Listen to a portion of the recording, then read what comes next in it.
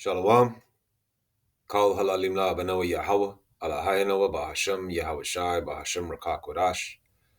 Brakti Yahweh, Brakti Yahshai, Brakti Yahweh, Brakti Yahshai, Brakti Yahweh, Brakti Yahshai, Bahasham Rakak Wadash. Double honors to the apostles, elder bishops of Great Millstone. Shalom to the prophets of that body. Shalom to the 144,000. I was listening to, you know, um, Elder Aramlab, and yesterday I love the elders' lessons in Spirit and Power of Yahweh Hashem Yahshai. Very edifying lesson. And he mentioned the fact that Elder Apostle Tar said that convenience will kill you, in not so many words, right? And convenience is where things are made easier for you, you know? Okay? When I think about it, me growing up as a young man, when I started learning to drive, which was the mid-90s, when I got my driving license, it was more convenient back then when I think about it. You could park anywhere. Here in the UK, I could walk down the street with a bottle of vodka and sip it with a bottle of vodka in my hand, and the police wouldn't say a damn thing. I could sit on a park bench, have a case of beer, and drink it on a summer's day, with a group of friends, like we used to back in the day. Here in the UK, of course, because I don't know, the laws are different in America and Canada. All right. But now those things have been removed, convenience where there were public bathrooms everywhere. Now, you gotta, use certain app to find a public bathroom, or use a restaurant's bathroom, or whatever. Those so-called things are still there, but it's a little bit more takes a little bit more out of you to find it, right? Um, there's a lot of bureaucracy, a lot of red tape, a lot of laws being changed here. You know, um, they're changing all the laws here where um, people have to have full fiber internet now, instead of the copper fiber or part fiber. A lot of things are being changed just to sort of like grab hold of people by their testes, by the testicles. So you know, so they can control the world to a greater degree.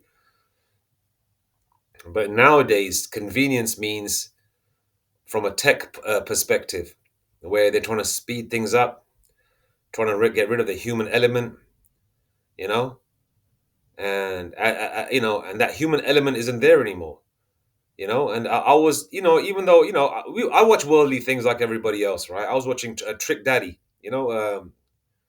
that Jake from the Jake from Miami, Florida, whatever, right? And he was talking about, because he's obviously in his 50s, and he says that he goes, these younger generation people are not. He said people aren't even in love no more. And I thought about that for a second. I said, oh yeah, shit. I said, when I was a younger man, you would see couples everywhere. They'd be like, everybody would be coupled up. You'd walk past an alleyway, you would see Jake, or in my area, full of a whole bunch of Israelite foreigners. You would see them, they'd be leaning up against the wall with their woman pinned up against the wall, whispering sweet nothings in the ear and kissing, cuddling and shit. You would see that everywhere. In high school, college days, you would see that everywhere. Nowadays, you hardly ever see that. People aren't in love no more. People aren't in that. Even that romantic spirit is not there no more. You know, that human element is dead, and the way it's further killing it is getting rid of humans in convenience stores, in malls, in banks, and also in supermarkets and things like that. I'll give you an example. Right, my father, he's in his late 70s, mid to late 70s. Right, he's retired. He went to the store, and obviously he's an ex carpenter, stroke builder, right? And he's always looking for something to do, like around the house, around his house or whatever, like build a broken fence, fix this, fix that, maybe looking for drill bits, nails and things of that nature. And he's walking around the store, and he was there for 1 hour 41 minutes, and he got a ticket for that because you're only supposed to spend 90 minutes in the store, right? Obviously we can contest that because we got a receipt, and also he was there for the whole duration of the time. All right. What I'm trying to say is the fact that they're trying to speed everything up. I remember back in the day, you could park your car in a shopping mall, car park, or a supermarket and be there the whole damn day, because it was an experience where you'd be out with your family or your girlfriend or your wife on a Saturday afternoon or a Saturday morning, and you'd be there in the mall pretty much a good 5 6 hours, maybe 4 or 5 hours, especially if you've got women with you or a woman with you, right? You do some shopping, you'd mooch about, you get something to eat, you know. There'll be you go to the bathroom or whatever, and then there might be even a cinema hall or whatever within the premises. You say, let's go watch a movie. You know, you do so many things, and by the end of the day, your car would still be there. You wouldn't get a ticket, it wouldn't be fun. It would be an experience, right? People were, they use that term these days. Oh, we outside, we outside. Everybody was outside. Okay, there was a shopping experience, a human element. There was something called customer service. Now that's all being eradicated, and the way that's further being eradicated is the fact that um, is the elimination of what do you call them? Um, Human cashiers, and also the self checkout systems where they only have one point where you can use physical cash. The rest is debit cards, credit cards, or whatever. No physical cash. And the physical cash ones, right? People are not using physical cash because they know that they have to queue up longer. And if they queue up longer, what's going to happen? And if they've been in the store, let's just say 1 hour, right? And they've got another 30 minutes to get out of the building. Otherwise, they're going to be charged with a £45 to £90 ticket, which is about $50 to about $100 ticket, right? For being in there longer in the store than they're supposed to. Because people, because then the security assumes that you're just using that car park just to F around and do other things. You're not really shopping in the premises. Well, whatever, right? So you're there for 90 minutes. You can't use cash because there's only one self checkout system, right? And the lines are extremely long. There's like 40, 50 people in the line in the queue, right? You got people that can't speak English and don't have to use a system, and they've only got limited human staff to help out with self checkouts when the system goes wrong or whatever, or they're trying to weigh some fruit or trying to pay for some croissant or some baguettes or whatever. You know how the systems work. And then there's only one checkout system for cash, and people are using the convenient way of using debit cards and credit cards. Why? Because the way they're trying to pin you is they're trying to give you a limited time to be in the store. If you be in the store longer than that time, you're going to get charged, right? Okay, which is hitting people in the gut anyway, because a lot of people are financially cash, financially, strangled, being strangled, right? And then on top of that, um, you don't have really much time to shop around in the store in 90 minutes, because in the store you got your foods, you got your if you want to buy a lawnmower or whatever, or I don't know, a deck chair or whatever, 90 minutes is not enough. And then on top of that, the lines are humongously long, and sometimes you could be in the damn queue for 25 minutes. So literally you got to shop everything within half an hour. And how can you do a week's shopping? Because I remember when I was a child in the 80s, I'd go shopping with my parents as a child. We'd be in there. My parents would do shopping for the whole week. Sometimes they go twice a month, and they'll have sometimes like two shopping, no, two shopping, like a giant shopping trolley filled to the top, knowing that they don't want to keep coming every damn week to hit the stores because it was a pain in the backside. Unless they had to just grab a few little things to sort of top up. Now you can't even do that anymore, right? So they're limiting your time in the store. They're taking away human cashiers, right? Which means that there's less people to help out with queries and issues and the self-checkout systems. They've got one point where you pay cash. So they want you to get used to paying without cash. All right. And the cash ones, people still want to pay with cash. And those queues are longer. People get pissed off. Fights break out. So people are already at the edge anyway. Right. So what are people? What are people doing? What are people doing? They're using the convenient way. All right. And what's convenience? The easier route of paying. All right.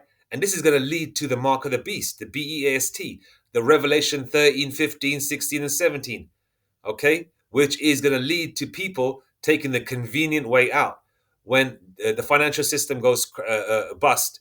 All right. And when people still want to hold on to whatever kind of lifestyle they've had, okay, on this side, right? And people want to pay their bills. People want to keep a roof over their head. People want to have that heat on. People want to eat. So there's going to be a lot of people that will take the chip, that RFID, that chip in their hand or their wrist or their forehead, that charagma. They will take it for convenience sake, to move through the system quicker, because there's no shopping experience anymore. There is no time to even scratch your backside anymore. You can't, as they used to say back in the day, take your time and smell the flowers or something, or smell the roses. Take a look around you. Smell the roses or whatever that term is used. You can't even do that anymore. Everything's like chop, chop, chop, get it moving, and do what you got to do. That's it. You know. Then after everything is done, the whole city or town is a ghost town with boarded up buildings and shops and people with grey faces and shit, and and these weird newer generation that don't know how to dress no more. Our generation, we still kind of dress normal and dress nice when we hit the street, you know, and take a shower and stuff. These newer generation, man, they walk around with pajamas and stuff on. Esau's always been a filthy pig anyway. You know how they dress and they smell funny, all right? But then you got these other people walking around with robes on in the middle of the day, walking around with pajamas, which is crazy.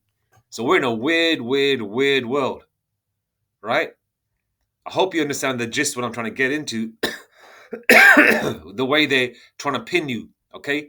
Like, for example, if they've only given you 90 minutes in a store and the lines are huge, right? Because there's no human cashiers, there's no customer service, right? It's self-checkout. And half the women are Somalians and these Eastern European people, these crackers from abroad. They can't speak a lick of English, right? They don't know how to use the self-checkout systems. That pauses the system even more. There's one system where you can pay cash, and it takes you damn near 40 minutes to get through to even pay for something. Sometimes I just pop into the store just to grab 4 or 5 beers, and I see the damn long line. I said, man, F this. I'm gonna go to another store where I can get out a little quicker. Because who wants to be in a line just to pay for 6 damn beers, right? And so they're limiting your time. So if you stay longer in the store, you get fined for that. And if you and then obviously you have to go through the store quicker, right? Because you only got 90. You have to leave the premises within 90 minutes. If you don't, you're going to get charged with a $50 fine, right? Okay, I'm saying in dollars, it's £45 if you pay within 14 days. If you pay within 28, it's £90, right? And on top of that, it's a longer queue, which means people will be opting. The people won't be using cash. They're trying to eliminate cash use, so they've only got one self-checkout system where there's cash. All right, so people are saying, "Oh, forget it. I'm not using cash. I'll just use my card or my debit card or credit card or whatever." All right, I would suggest that still keep cash on you, because my personal perception is, right, the bigger supermarket, when this system goes crash, right, the bigger supermarkets and the larger conglomerates will stop using all kinds of payment systems, right? They won't even use debit cards, credit cards, or cash. But your larger, like an equivalent would be here in the UK, would be like, okay, New York, you call them bodegas, right? Here in the UK, we call them off licenses or your corner shops, right? Which is usually owned by either Israelite foreigners or Elam, for the most part, or Ishmael. And over there, obviously, they're smaller outfits, so they're going to charge a little bit more on flour and bread and milk and beer and lentils or beans or whatever, right?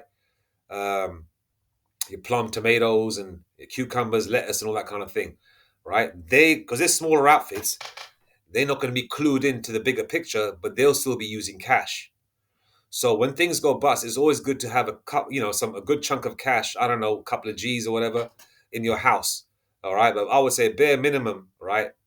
I would say, take out a couple of $100 or a couple £100 every month, or £500-600 every month, or whatever you want to do, depending on, your personal situation or how much you want to keep at home, right?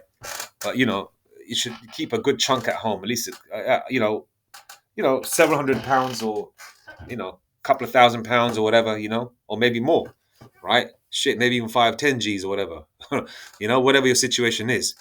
Just saying hypothetical numbers, right? But bare minimum, have at least because of inflation and things like that, and people will be charging more because they'll be the only point to buy things from, only place to buy things from.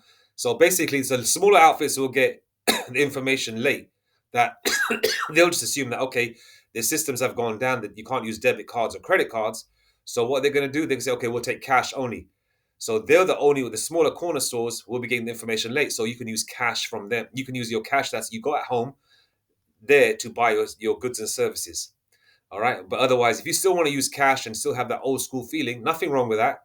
Because there's certain places where you can still pay for car parking with cash. Put a pound coin, a couple of pound coins in for a couple of hours, for hours parking, whatever.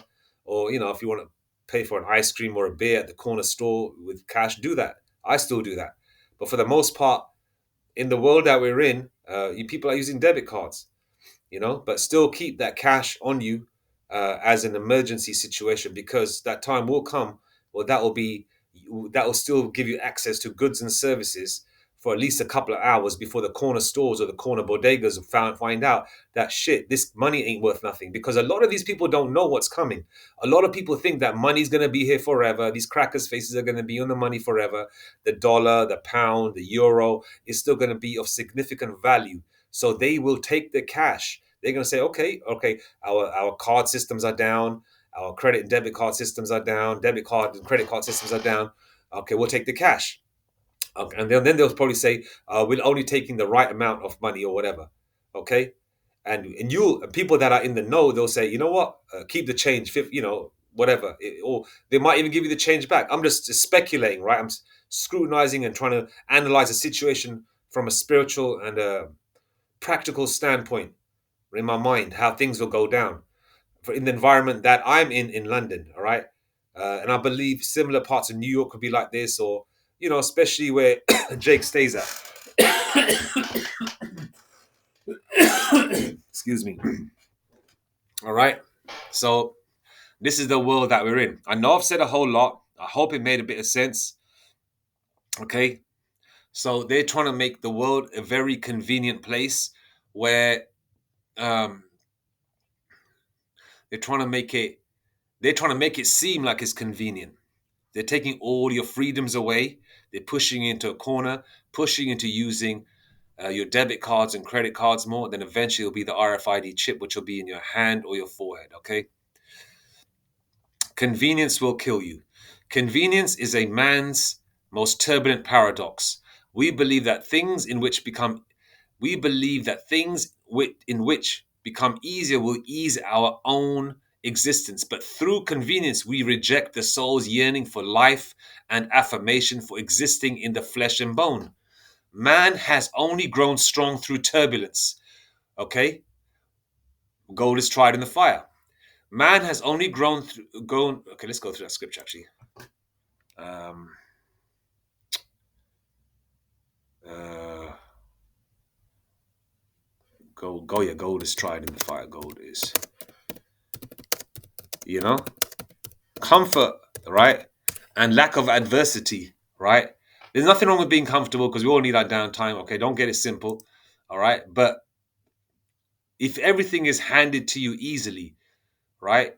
As I say, things that are easily attained are easily lost as well, right?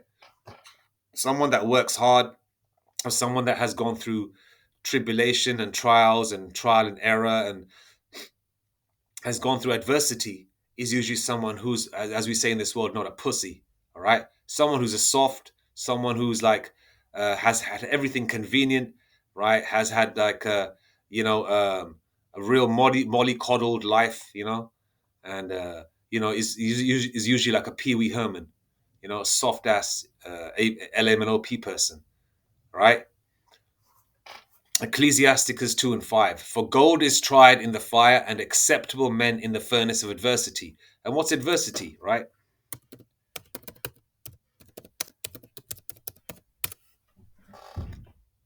Adversity, a difficult or unpleasant situation. Resilience in the face of adversity.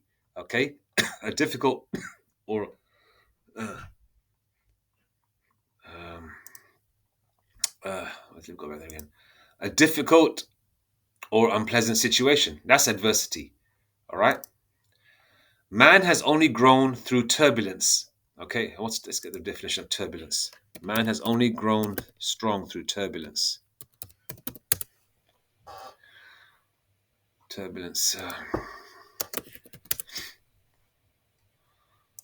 Turbulence, a violent or unsteady movement of air or water, or of some fluid, a state of conflict or confusion.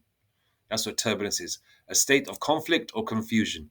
Man has only grown strong through turbulence, state of conflict or confusion. That's why I brought up the gold is tried in the fire, acceptable men in the furnace of adversity. So man has only grown strong. Okay, in this case, the Israelite man. Man has only grown strong through turbulence. We have evolved to become strong through the grit and dirt which unfolds around our tender existence. All right? This is the only fact of life, which is true. All right? Convenience, on the other hand, is an unconscious misplacement and or displacement of our own consciousness. All right? And literally in this case, because this convenient way that they're pushing of basically doing everything within a certain amount of time, it's like one of those dystopian movies. Oh, you're only allowed out of the house for 15 minutes. Oh, then go back in. Or you live in a 15-minute city. Uh, you can travel with that. You don't need a car. You don't need to own anything. You don't have to have no fashion sense. You got to all wear uh, black, or you all got to wear white clothing. You can't wear no reds, no greens, no blues. You can't have no fashion sense. This is why even the most of the clothes are whack.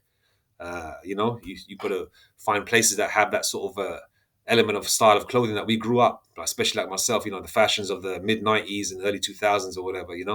If you can, you can still find it. You just got to look around a little bit more. you know, they want you to be unconscious. Displace your own unconsciousness. And that consciousness is going to be your spirit. They want you to displace. They want you to take the charagma, the C hip. All right. Convenience, on the other hand, is an unconscious misplacement and or displacement of our own consciousness. As in, the more we indulge in convenience, the more empty our purpose becomes. You're going to have no purpose. You're going to be like a robotoid walking around. You've already got those metal. I don't even know what you've already got those metal particles floating around in your bloodstream. You're already going doolally in your mind, going crazy. People that have taken the juicy juice, the snake juice, during the 1-9 period of the last couple of years ago, and that is like the sort of like the foundational aspect to the technology of the charagma, the C hip, Revelation 13:16. And some of you that haven't taken the juicy juice will take the charagma, the C hip. Either way, it's going to work. But the rest of the world is susceptible, more connected to taking the C hit, because they bow down so quickly just to keep their convenience, to keep their jobs, just to keep that roof over their head. They bended, they yielded, they gave up, they chucked, they threw in the white flag and said, "Man, fuck that, I can't fight. Give me the damn, give me that stab wound in my arm, so I can take the juicy juice and be cured from the 1-9, which is all BS anyway." You know, are we not responsible for our existence no more? Should we cast it asunder to the constructions of technological constructivism? No, constructivism. When even reason cannot explain the ambiguity of all things in this life, are we not responsible for are we not responsible for our existence no more? Should we cast it asunder to the constructions of technological constructivism? When even reason cannot explain the ambiguity of all things in this life. Convenience will not save you, but cause you decay from within. You will rot as a man into an effeminized confusion with a passive life. Your sense of self and purpose will be troubled greatly. Okay? This is the worst poison for modern man, and it's something we must understand. All right? Pressure creates beauty, and is the case that we must accept the pressures of life to chase our ever personal desires of unfillable, personalized perfection. The great chase is what makes this life worthy. And what's the great chase of the elect is to get into the kingdom of the spirit and power of Yahweh Bashim Yashai. That's what we chase for. You understand? That's our desire. Okay? That's our personal desire. But the personal desire for other people, others in this world, is to make it, is to keep what they have. Okay, and what's happening to this world anyway? They're becoming effeminized. All right, they're taking everything that they can to take the masculinity away from men, especially the so-called black man and Hispanic and Native Indian, but especially the so-called black man, who's the head tribe of the Israelites, the tribe of Judah. All right, not you Africans, not you Somalians, and not none of you lot. I'm talking about the so-called black man in America, okay, and the West Indian man and the Haitian man. I'm talking about the Israelite. All right, okay, that's convenience, and convenience is going to be when they put that C hip in you. They're already effeminizing you. They're already making you weak. All right, with the bombardment of, baby, baby, baby, don't leave me, I'll pay the bills, I'll make food for you when you come home, all that baby face bullshit, the songs that Babyface used to sing. He's a bad man. He's bad, he's a great singer, great music and all that, but listen to his words and lyrics. You got to listen to it carefully, man. It's all about bowing down to the woman. They've already pussified most of you men, especially Jake, and most of you Jakes are being kicked out of the house for voting for, was it Trump or whatever, instead of the Elamite bitch, what's her name? Um, the one who thinks the one they call her a black woman, and they forget that she was voted. She's an Indian woman, East Indian Elamite. Harris, Kamala Harris, yeah, you know what I mean. Or she's an Edomite, whatever she is. Father's an Edomite and mother's an Elamite. You know, a lot of you, you know, are bowing down to convenience. You don't want to go against adversity. Okay, you don't want to go. You don't want to be purified. For gold is tried in the fire, and acceptable men in the furnace of adversity. And the elect are going through adversity. They're not going to take the sea hip. They're not going to bow down to their woman. They're not going to. They've passed the first test anyway. They passed the mock exam, and the mock exam or the trial exam was not taking the juicy juice in the arm, and they didn't take it. A lot of them said, oh, "Okay, if you're going to kick me out of the job, forget it. I'll leave this job." And then a lot of them, then a lot of the employers said, "Okay, no, don't go. You don't have to take the juicy juice in the arm," and they kept their jobs. But a lot of you took the juicy juice because you were threatened. You felt weak. You don't want to go through the trial period, the fire. Okay, you don't want to go through the straight gate.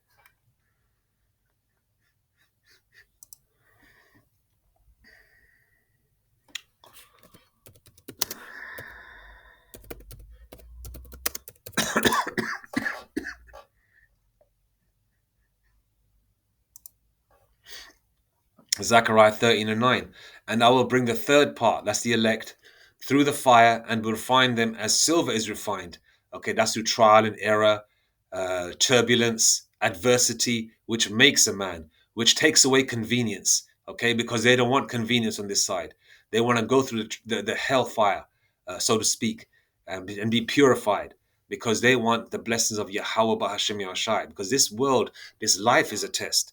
You think the elect are here to have everything easy? Yeah, we get blessings. We're gonna get blessings before we get up out of here. But we know we're not here for comfort. You know what I mean? We want to. You have to get comfortable in being uncomfortable. All right, as one of our prophets have said of Great Millstone, I believe is one of the elder apostles. All right. Oh, you have to get comfortable with being uncomfortable. You understand? You have to understand the fact that the term prison planet is literally a true thing. The elect have been in prison in these chains of darkness, which is his weak bodies, and also in many numerous rulerships of going through hell, punishment. Our prison sentence, spiritually and physically, is almost up. We're being refined, whoever the hopeful elect are, or whoever the elect are, they're being refined. Okay? They don't want that convenience of this world. But you 2/3, you 66.6% that have yielded, you've bowed down to convenience. You would do anything just to be part of this world, right? And I'm sure a lot of you have seen that video where there's a so-called black man in China with the RFID chip in his hand, paying for goods and services. A lot of these jakes that are married, nothing wrong with having a heathen wife, of course, as long as you don't follow her doctrine. But a lot of these jakes are living in different parts of the world because they want to escape the hells of America. They still get hell over there, but I guess a little bit less because they're out of the hellish, daughter of Babylon. They're out of ground zero, which is America, but they bow down to convenience because places like China and Japan and Sweden and they're quite a little bit further ahead in terms of the technology to come in this world, which is the digital sea hit.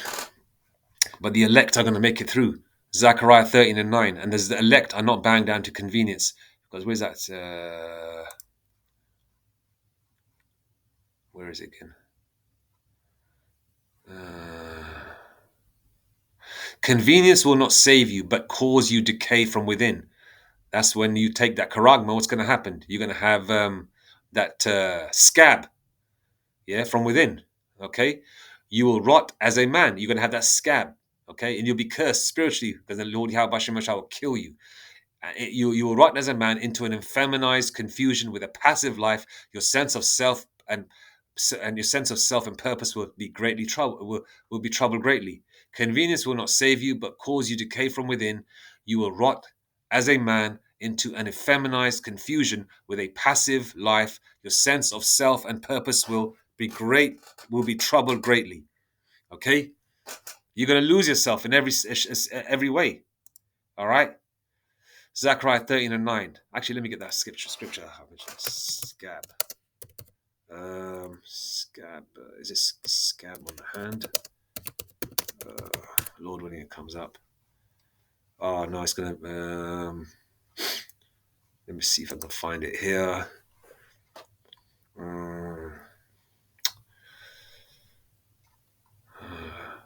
Not that.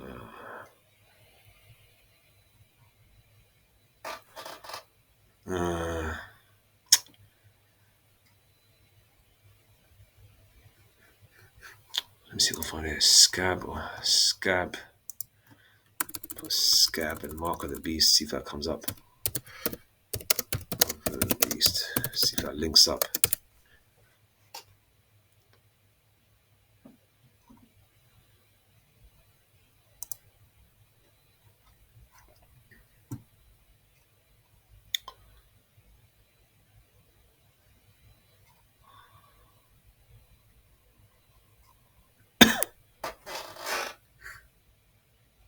Ah, yeah, it's called a saw. It was called a scab. It's called a saw. A saw. Yeah, a saw. That's it, a saw. Lord willing, back there, a saw. Let's see if it comes up.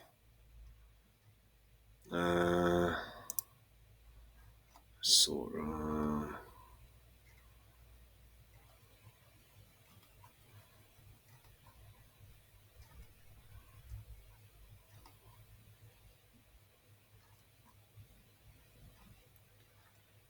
Was it saw?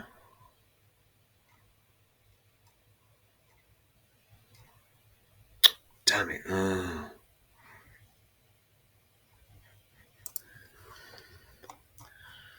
Saw. And scab.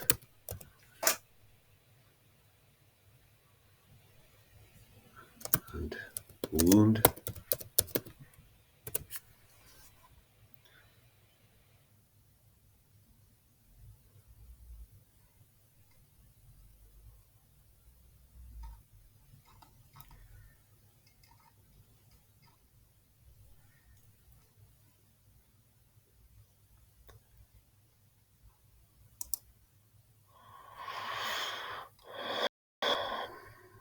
For thus saith the Lord, thy bruises and incurable and thy wound is grievous. Well, Jeremiah 30 and 12 says, for thus saith the Lord Yahweh Shemashai, thy bruise is incurable and thy wound is grievous. But I mean, you could relate that to the charagma. But I'm just trying to find the one where it says it'll be a sore. Let me see if I can find it here.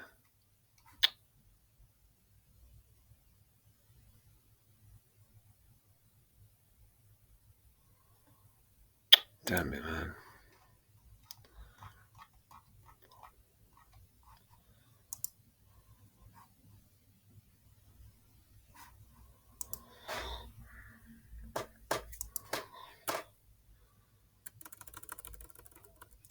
Is it term? Is it sore or cancerous? Cancer?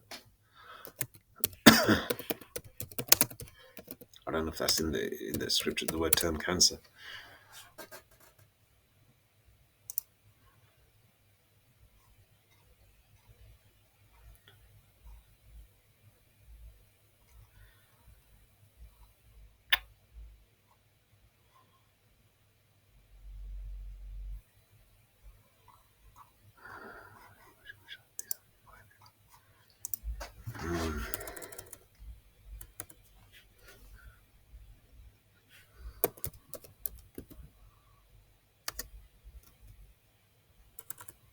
The, the great the great wound or sore, the great wound and sore. It's in I don't know whether it's in Revelations or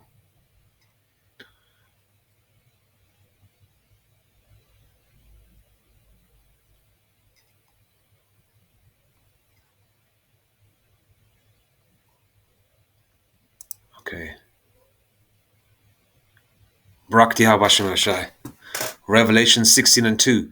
And the first went and poured out his vial upon the earth, and there fell a noisome and grievous sore upon the men which had the mark of the beast and upon them which worshipped his image.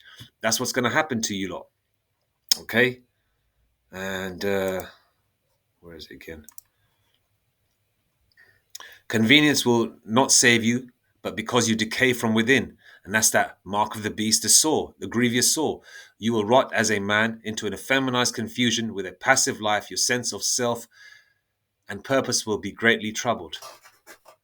Will be troubled greatly. Convenience will not save you, but cause you decay from within. You will rot as a man, an Israelite man, into an effeminized confusion with a passive life. Your sense of self and purpose will be troubled greatly. We're talking about Jake as well. We don't care about the heathens, man. The heathens can take the Quran, man. They can take 100 of them. I don't give a damn about them damn devils, especially Esau.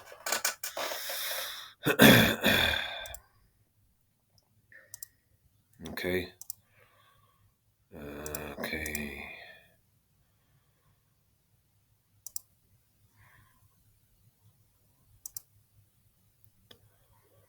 Zechariah 13:9, and I will bring the third part through the fire, which is the elect. They're not going to take the convenient way, and will refine them as silver is refined, and will try them as gold is tried, and they shall call on my name. Acts 4:12 is only one name under heaven that we must be saved. That's Yahweh Bahashem Yashai. Ain't no fucking Most High Christ bless. Ain't no Jesus to Christ. Ain't no Yah, and all that. You know what I mean? It's Abanoah Yahweh. Bahasham Yahweh Shai, Bahasham Rakaha Korash. They shall call on my name, and I will hear them.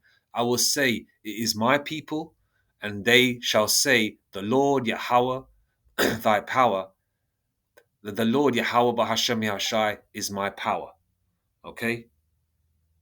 All right? That's the third part, who are not going to take the convenient way. They're not going to be effeminized. Okay? Because the Lord says the effeminate shall not inherit the kingdom. I believe that's the one. Shall not inherit the kingdom. Okay, so all you women that like like a real feminine man. I even saw one of these pop the balloon little snippets on Twitter. There was a Jake that saw one of them flip flops. You know those TRANS, the TRAN to the S things. Those transformers. Right, he walked up to that man and stabbed the balloon and popped it. And all the real women got vexed and popped their balloons. And it makes you wonder, do these women want a real man or do they want a sodomite? You know? So it makes you think that this world is bugged out. All right? So a lot of these women even want effeminate men. All right? You can't be a man in the, shit. Long gone are the days of the Marlboro man. Even the Marlboro man, just using that as an image, like there was a certain time when masculinity was pushed, even though they were still faggots as well. But, they're still trying to push that masculine image. But even Esau don't push that no more. You know what I mean? But Jake always had that masculine image, man. What's that guy called? The Hammer, the American football player, the Jake, which all the ladies loved back in the day. I forgot his name, man. Big swole guy, man. He was in Dust Till Dawn, 1996 movie, fighting the vampires. Forgot his name, man. And then you got is it Richard Roundtree? Jake always had that masculine sort of image, the fro, the sideburns, the lamb chop sideburns, big ass sort of handlebar mustache, Jake Esau's always clean shaved, but at least Jake had some kind of facial hair and masculinity, they wore them leather trenches and shit, you know what I mean? They had the hat tilted to the side, you know. They always trying to jive talk a woman, They always had that masculine image. And now these days, man, women don't even want that no more. Women, you know, want long dreads, blonde dreads, and extra medium pants, and you know, guys jumping around with gold sneakers on and shit. They don't want that masculine image no more. 1 Corinthians 6:9. Know ye not that the unrighteous Know ye not that the unrighteous shall not inherit the kingdom of the Most High Yahweh Bahasham Yahushai? Be not deceived, neither fornicators, nor idolaters, nor adulterers, nor abusers of themselves with mankind. Okay, so people that are batty boys, mankind, nor effeminate, the guys that uh, think it's okay to deal with a trans because it looks like a female on the outside, or people that yeah, you RuPauls, you feminine you RuPaul types. You're not gonna get there, man. All right, the Lord gonna delete you. The Lord gonna hit you with that fire. All right, let's go to that part again. Convenience will not save you, but cause you decay from within. You will rot as a man into an effeminized confusion with a passive life. Your sense of self and purpose will be greatly troubled.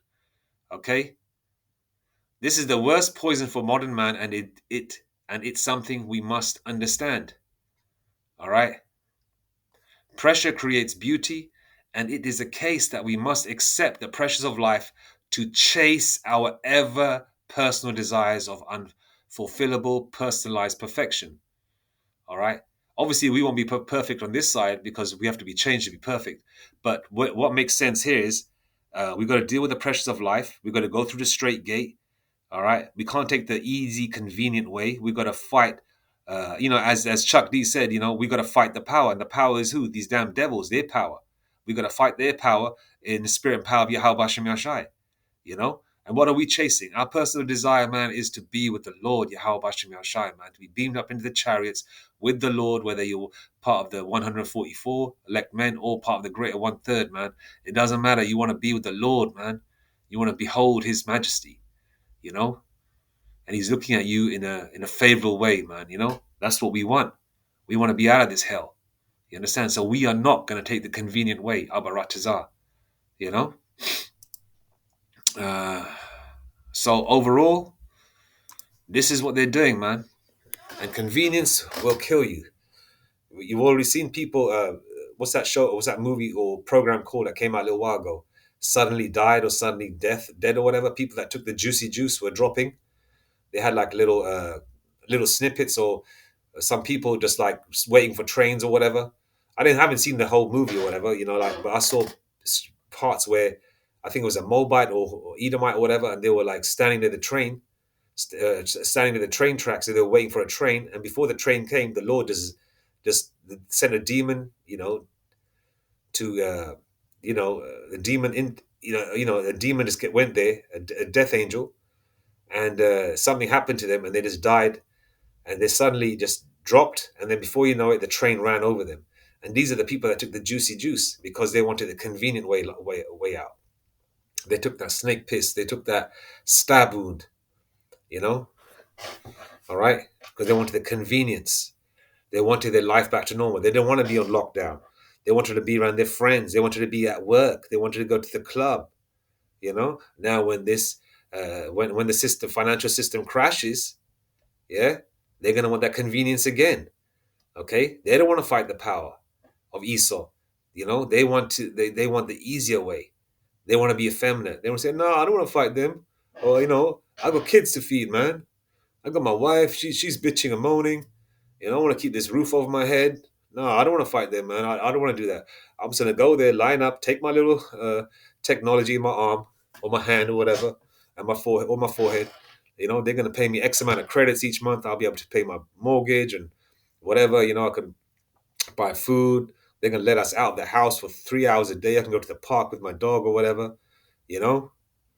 And then before you know it, they're gonna give you these credits and everything. Then after a little while, once the technology kicks into your system, yeah, they're gonna control you further. All right, and then they're gonna take more of your Then they're gonna take more of your so-called freedoms away. Okay, they're laying a trap for you 2/3, man, and the rest of you heathen. Okay, but you guys took the convenient way out, the effeminate way out, and convenience will kill you, man. It will kill you. Um, let's go to Revelation 13:16, 13:15. Let's read the the main thing that's gonna give convenience to you people out there that want convenience. Revelation 13:15. And yet,